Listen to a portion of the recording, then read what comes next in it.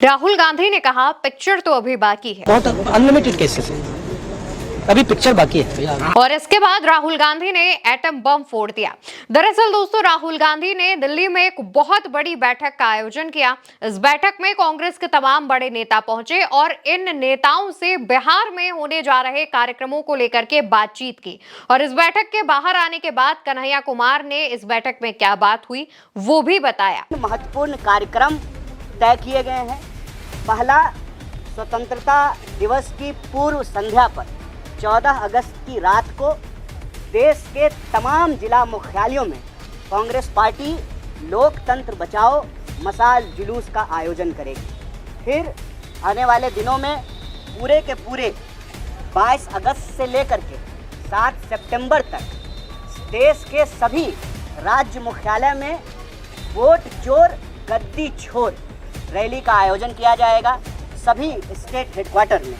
और फिर 15 सितंबर से लगातार 15 अक्टूबर तक पूरे देश में मताधिकार को बचाने के लिए, संविधान और लोकतंत्र को बचाने के लिए, जनता की भागीदारी सुनिश्चित करने के लिए और जनता की जो आवाज़ है वह चुनाव आयोग तक पहुंचाने के लिए हस्ताक्षर अभियान चलाया जाएगा। दोस्तों, कन्हैया कुमार बताते हैं कि इस बैठक में 3 बातें तय की गई हैं, जिनमें से 14 अगस्त की रात को देश के सभी जिला मुख्यालय में कार्यक्रम होगा। देश के सभी राज्य में 22 अगस्त से 7 सितंबर तक एक रैली का आयोजन किया जाएगा। 15 सितंबर से 15 अक्टूबर तक पूरे देश में मताधिकार बचाने के लिए सिग्नेचर का अभियान भी चलाया जाएगा।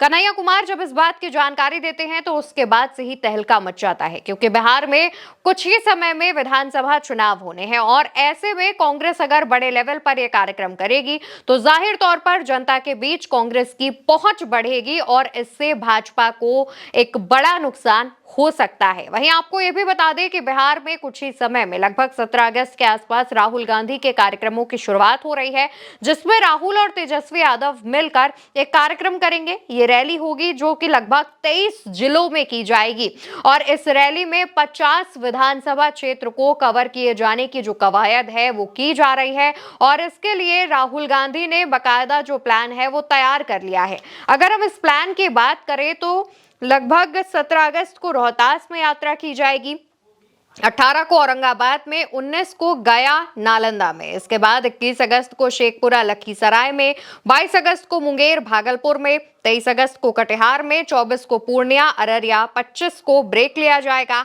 26 अगस्त को वापस से सुपैल मधुबनी में कार्यक्रम होगा, 27 को दरभंगा मुजफ्फरपुर में, 28 को सीतामढ़ी मोतिहारी में, 29 को बेतिया गोपालगंज सिवान में, 30 अगस्त को छपरा आरा में, 31 को ब्रेक होगा और 1 अगस्त को पटना में इस यात्रा का समापन किया जाएगा। हालांकि ये जो यात्रा है वो पहले चरण की यात्रा बताई जा रही है, यानी कि इसके और चरण भी हो सकते हैं तब तक जब तक बिहार में चुनावों की दस्तक ना हो जाए, तारीखों का ऐलान ना हो जाए। और इससे पहले राहुल गांधी का यह कार्यक्रम बहुत बड़ा माना जा रहा है। आप याद कीजिए, भारत जोड़ो यात्रा जब राहुल गांधी ने निकाली थी तो उनके साथ किस तरीके से सड़कों पर जनता उतर आई थी। इसके बाद कॉन्स्टिट्यूशन यानी संविधान बचाने का मुद्दा उठा था और इसका खामियाजा यह हुआ कि बीजेपी को सहयोगियों के सहारे केंद्र में सरकार में आना पड़ा, वो बहुमत से दूर हो गई।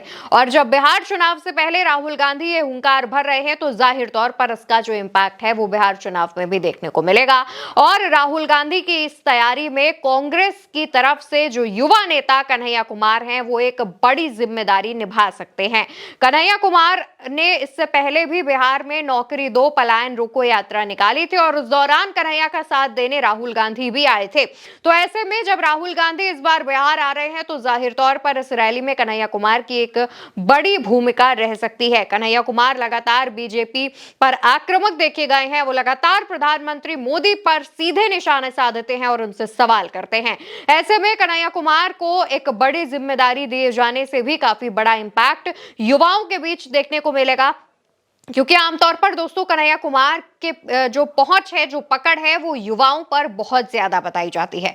वो युवाओं के बीच अच्छे खासे लोकप्रिय भी हैं। तो ऐसे में कन्हैया कुमार को जिम्मेदारी दिए जाने से कांग्रेस का ही युवाओं के बीच वोट बैंक मजबूत होगा। और इससे पहले कांग्रेस की तरफ से जो बैठक का आयोजन किया गया है, इसमें तमाम रणनीतियां बनाई गई हैं, जैसे कि देश में वोट चोरी का मुद्दा चल रहा है, चुनाव आयोग पर लगातार उठ रहे सवाल, एसआईआर जैसे कई अहम मुद्दे हैं, इन पर भी तैयारी की गई है। और साथ ही कहा यह भी गया है कि बिहार में जब रैली की जाएगी उस दौरान इन मुद्दों पर फोकस रखा जाएगा और जनता तक इन मुद्दों को पहुंचाया जाएगा, खास तौर पर उन इलाकों में जो ग्रामीण इलाके हैं और जहां पर कांग्रेस मजबूत है, उन इलाकों को और ज्यादा मजबूत करने की कोशिश की जाएगी और जनता तक ये तमाम मुद्दे पहुंचाए जाएंगे।